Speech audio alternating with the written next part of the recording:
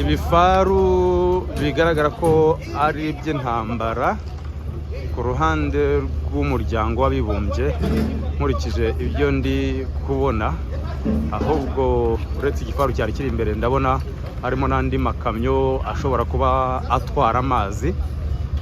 Barinjiye hano mu mujyi wa Goma, ahantu ubona ko hari umwanda, imyenda myinshi cyane y'abasirikare ku ruhande rwa FARDC, bigaragara ko bataye urugamba.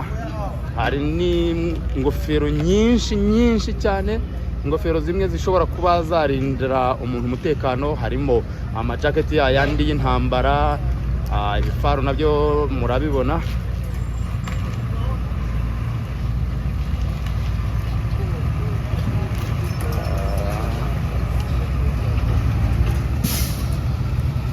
Imyenda ivangavanze cyane rwose. Ahangaha bavuga ko abasirikare ba Loni, abasirikare ba FARDC bahisemo kurambika intwaro hasi, yiyambura imyenda barigendera mu rugamba rwa M23 ishyamiranyemo n'ingabo za FARDC.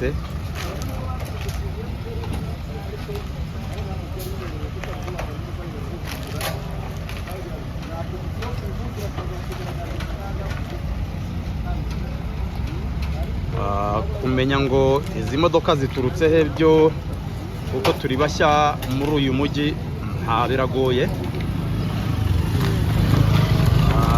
Ingendo z'urujya n'uruza zitaraba nyinshi cyane.